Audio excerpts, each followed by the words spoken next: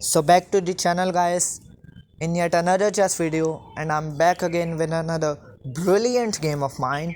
And through this game I'll show you why you should never resign even after blundering your queen, because there's a high chance that your opponent may blunder in the future, and that thing will allow you to uh, come back or even win the game, come back in the game or even win it. So without any further ado, let's begin. So in this game I had the black pieces in hand, so my opponent opened up with the king's pawn opening e4, and I replied with e5, knight f3, knight c6, and now we have d4 on the board.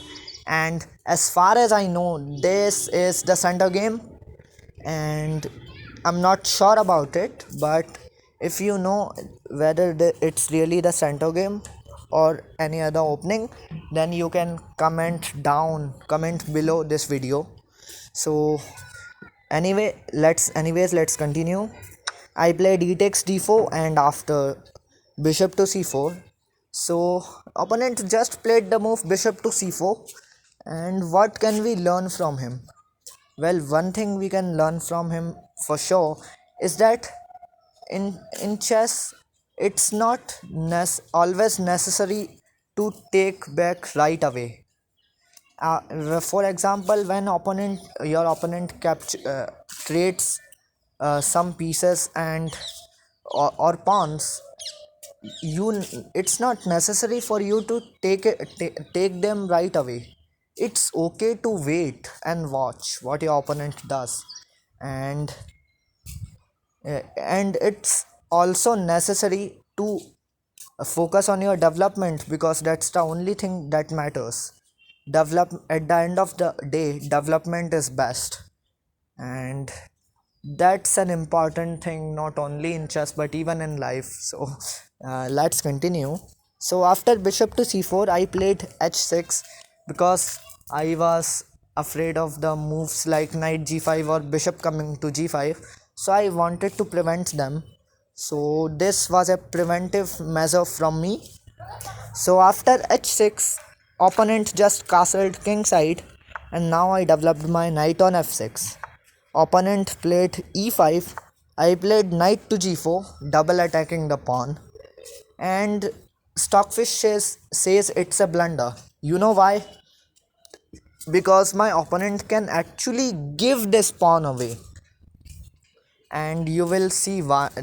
And if you are asking me why can he give this pawn away, then you will get to know about it really soon. So opponent played h3, and I gleefully took his pawn. Knight g takes on e5. After knight takes e5, I played knight takes e5. And what now? Rook to e1. And this move simply pins my knight to the king, so it can never ever move. And there's no way to save this knight. I am losing it for sure. So why not defend it?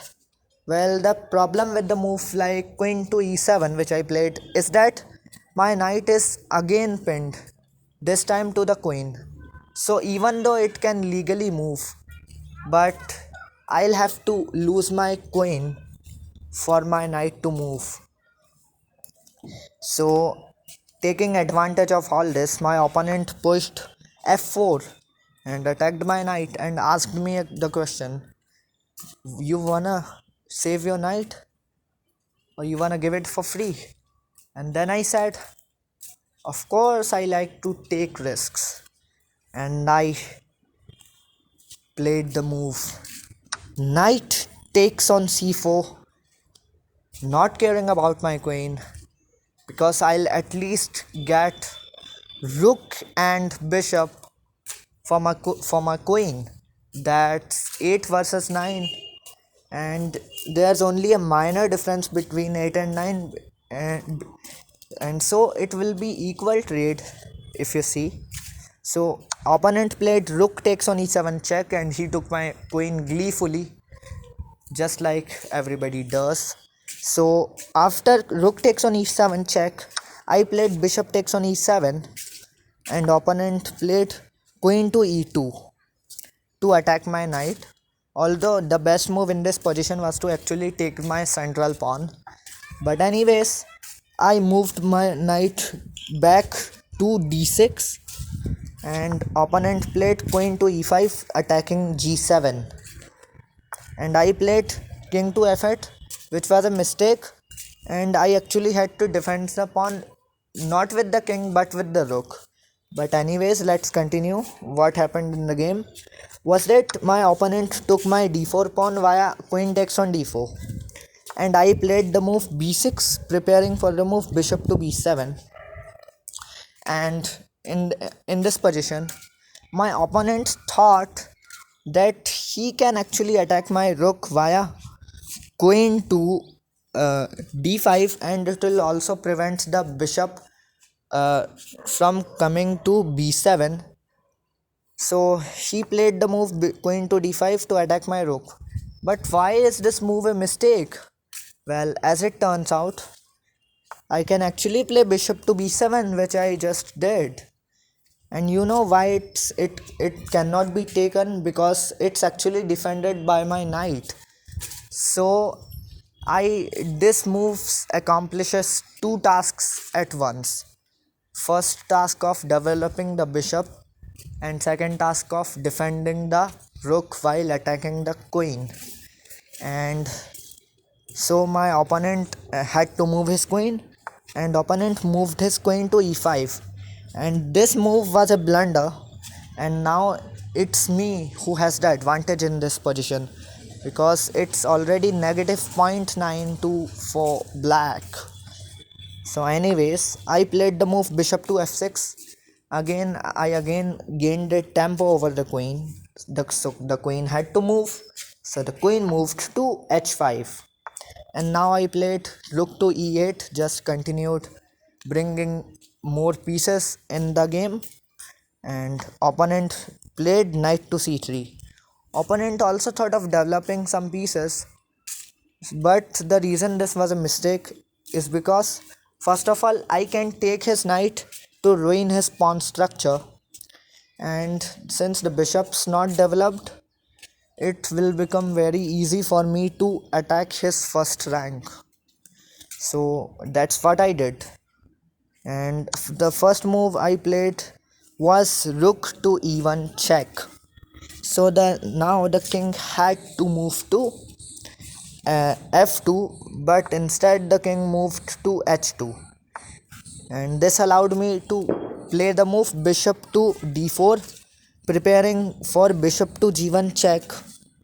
So opponent played queen to g4 and I played bishop g1 check, as and opponent had to move his king to g3, and now I played h5. I again attacked the queen, and opponent played queen takes on d7.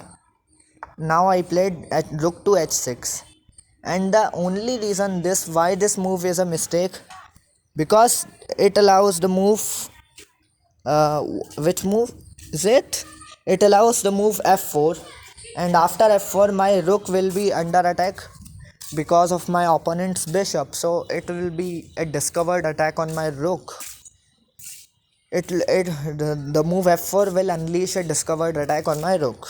That's why this move was a mistake. And f4 will also prevent rook to g6 check. So but as you already know, it's never too late to blunder a checkmate, even if you are up material. And that's what my opponent did. He just played queen takes on c7 and completely missed that I can actually checkmate him. And I just played the move knight to f5, check, and mate. And that's it. The game's over. And checkmate ends the game. No matter how much advantage you have in any position, or how much material advantage you have. Checkmate just ends the game. Knight to f5, mating the king on g3, and that's it. So that was it for today, guys, and thanks for watching, and I'll see you in the next video.